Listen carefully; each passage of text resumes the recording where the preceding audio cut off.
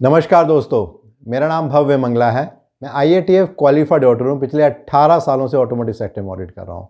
एक और बेहतरीन टॉपिक में लेके आया हूँ, वो है प्रॉब्लम सॉल्विंग टेक्निक के स्टेप नंबर 1 के बारे में कि कैसे हमें प्रॉब्लम को डिफाइन करना है।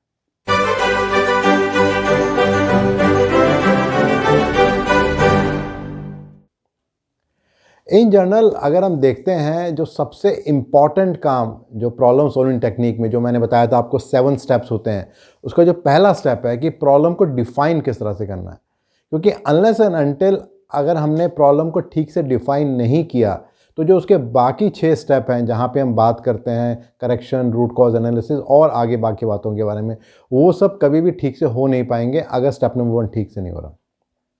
से फॉर एग्जांपल रूटीन में बात करें, हम बात करते हैं कि हम काम कर रहे हैं और हमारा प्रिंटर काम नहीं कर रहा, या किसी कंपनी की एम्प्लॉय टर्नओवर बहुत ज़्यादा है, लोग बहुत जल्दी छोड़ के जा रहे हैं। तो ये बहुत जेनरिक स्टेटमेंट है और इसके बेसिस पे अगर हम सोचते हैं कि किसी प्रॉब्लम को हम सॉल्व कर पाएंगे, तो ये बिल्कुल भी पॉसिबल नहीं हो। तो ये बहुत ज़रूरी है कि उसको ठीक से स्पेसिफाई किया जाए और उसके बेसिस पे अगर हम प्रॉब्लम को डिफाइन करेंगे तो हम बाकी आगे स्टेप से भी जा सकते हैं। एक आसान भाषा में कहा जाए तो जो 7 स्टेप हैं जिसके बारे में बात कर रहा था, वो 7 स्टेप की पहले बात करते हैं, देन विल मूव फर्दर। जो पहला स्टेप है वो है डिफाइन द प्रॉब्लम, दूसरा है containment, correction and interim action, तीसरा है रूट कॉज एनालिसिस, चौथा है इम्प्लीमेंटेशन ऑफ करेक्टिव एक्शन, पांचवा है इफेक्टिवनेस ऑफ एवेल्यूएशन, छठा है हॉरिजॉन्टल डिप्लॉयमेंट और सातवां है कि किस तरीके से उसकी डॉक्यूमेंटेशन करेंगे, उसके लेसन लर्न और उसकी प्रमोशन करेंगे अवेयरनेस की, जिससे कि लोगों को समझ में आए कि क्या है वो। किसी ने बहुत अच्छी बात बोली है कि कोई फ़ायदा नहीं है किसी प्रॉब्लम के बारे में एनालाइज करने के लिए अगर हम शुरू से ही उसके सॉल्यूशन के बारे में बात करें। तो ये बहुत ज़रूरी है कि सबसे पहले हमारा इंटेंट प्रॉब्लम को डिफ़ाइन करने का होना चाहिए, रादर देन इस बात को देखने का कि उसका सॉल्यूशन क्या हो सकता है।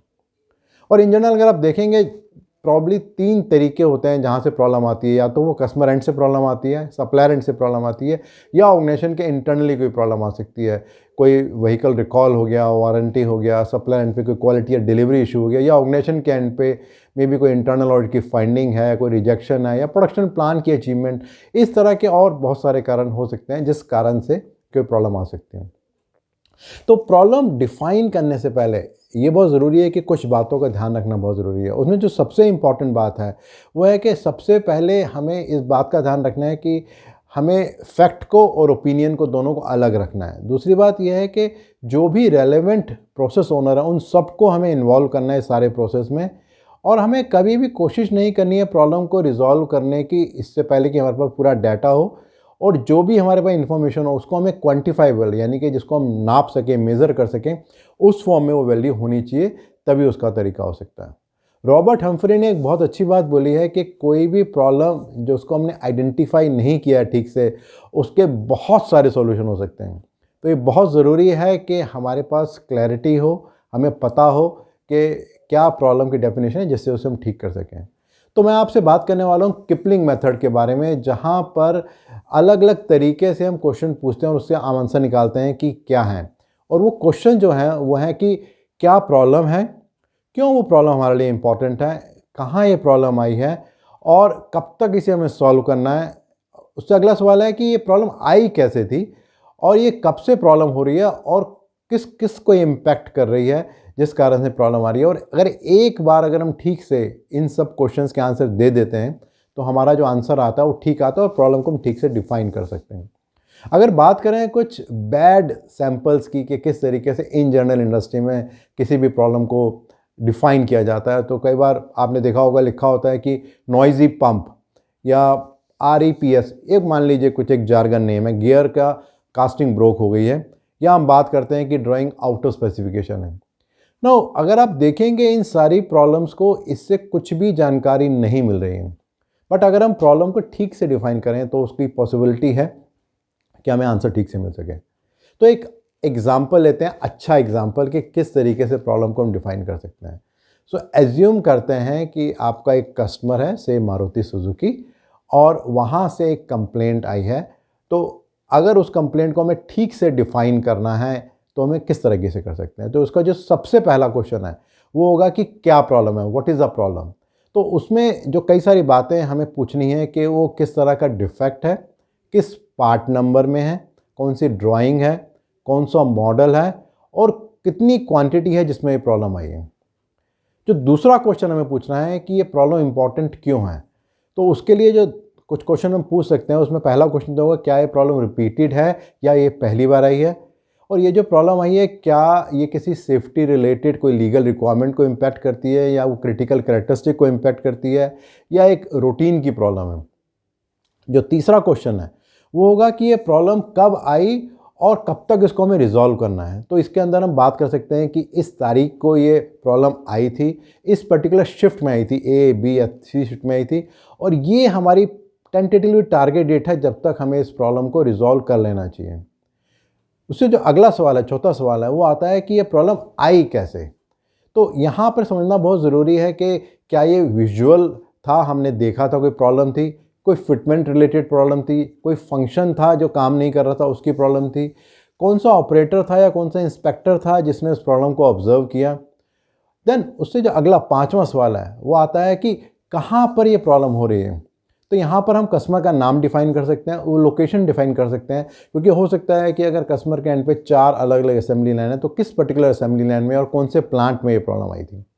और जो लास्ट सबसे इंपॉर्टेंट क्वेश्चन है वो आता है कि किसको वो इम्पैक्ट कर सकता है, क्या वो अगले प्रोसेस को इम्पैक्ट कर रहा है या एंड यूज़र को इम्पैक्ट कर रहा है या फाइनल असेंबली में इम्पैक्ट कर रहा है, या इट कुड भी क्या कोई लीगल रिक्वायरमेंट है उसको इम्पैक्ट कर रहा है। तो जब हम इस तरीके से किसी भी प्रॉब्लम का सारे क्वेश्चन पूछ के आंसर देते हैं तो जो भी फाइनल आउटपुट निकलता है वो बहुत ही क्लियर एक हमें डायरेक्शन देता है कि हमें आगे अगले स्टेप्स में क्या क्या करना है। अब अगर बात करें कुछ इंडस्ट्री के चैलेंजेस के बारे में, तो मैं 2 की चैलेंजेस के बारे में बात करने वाला हूं जो इंडस्ट्री में बहुत कॉमन होते हैं। तो सबसे पहला चैलेंज है, उसको हम बोल सकते हैं जंपिंग द गन, यानी कि अगर एक बात कही जाए कि ये बहुत आसान होता है बहुत सारे सॉल्यूशन बताना जब तक कि हमें प्रॉब्लम के बारे में पता ना हो, क्योंकि अक्सर ऐसा होता है कि जब भी हम किसी प्रॉब्लम के बारे में बात कर रहे होते हैं हमारा मेन फोकस उसके सॉल्यूशन पे होता है रादर देन इस बात को जानने के लिए कि ये प्रॉब्लम क्या है। जो दूसरी की प्रॉब्लम है वो है विद रिस्पेक्ट टू कि हम प्रॉब्लम को ठीक से डिफ़ाइन ही नहीं करते हैं। अगर मैं छोटी सी स्टोरी से आपको बताऊं कि एक आदमी था, वो कुछ ढूंढ रहा था कहीं स्ट्रीट लाइट के अंदर, और बहुत देर से ढूंढ रहा, तो आते आते किसी ने पूछ लिया कि भाई साहब आप क्या ढूंढ रहे हो। तो उसने कहा मैं अपनी चाबी को ढूंढ रहा हूँ। तो उस आदमी ने ऐसे ही पूछ लिया कि क्या आपने उसको यहीं पर ही कहीं खोया था। तो उसने बोला नहीं, यहाँ नहीं, वो खोया तो मैंने सड़क के उस तरफ था, बट लाइट यहाँ पे ज़्यादा है। तो कहने की बात यह है कि अगर हमने प्रॉब्लम को ठीक से डिफ़ाइन नहीं किया है तो जो भी हम आंसर ढूंढने वाले हैं वो या तो मिलेगा नहीं, और अगर मिलेगा भी तो कोई पर्पस सॉल्व नहीं करेगा। अगर मैं समरी करूं प्राइमरीली, तो मैंने आपसे बात की 6 की स्टेप्स के बारे में जिनको हमें यूज़ करना है किसी भी प्रॉब्लम को सॉल्व करने के लिए। और वो क्वेश्चंस जो मैंने आपको बताए थे वो क्वेश्चंस हैं कि क्या प्रॉब्लम थी, कब ये प्रॉब्लम आई और क्यों इम्पॉर्टेंट है, किस तरीके से प्रॉब्लम ये अराइज है और क्या हमें कब तक इसे सॉल्व करना है, और इसके अलावा अगला क्वेश्चन है कि ये प्रॉब्लम कब से हो रही है और इस प्रॉब्लम का इम्पैक्ट किस किस को आ रहा है। और अगर हम इन सब क्वेश्चंस का ठीक से आंसर देंगे तो सर्टेनली जो भी हम प्रॉब्लम को डिफाइन करेंगे, जो उसका अगला स्टेप है वो ठीक से निकलेगा। तो मेरा अगला वीडियो रहेगा वो 7 स्टेप के स्टेप नंबर 2 में रहेगा, जहाँ पे मैं बात करने वाला हूँ करेक्शन, इंटरिम एक्शन और इमीडिएट कंटेनमेंट के बारे में। रेगुलरली बहुत सारे फीडबैक्स आ रहे हैं और हेल्प कर रहे हैं अंडरस्टैंड करने के लिए आपकी एक्सपेक्टेशन क्या है। सो प्लीज़ उसको आप कंटिन्यू कीजिए। और अगर इस पर्टिकुलर वीडियो को आप और डिटेल में जानना और समझना चाहते हो तो नीचे आपको एक लिंक मिलेगा, उसे आप क्लिक करेंगे तो एक ब्लॉग आपको दिखेगा, वहाँ पर और डिटेल में आपको जानकारी मिलेगी इस पर्टिकुलर वीडियो के बारे में। और अगर आपको लगता है कि इस तरह के वीडियोज़ और ब्लॉग यूज़फुल हैं तो अपने फ्रेंड्स और कोलीग से शेयर भी कर सकते हैं, और मेरे यूट्यूब चैनल और मेरी वेबसाइट bhavyamangala.com को सब्सक्राइब भी कर सकते हैं। धन्यवाद।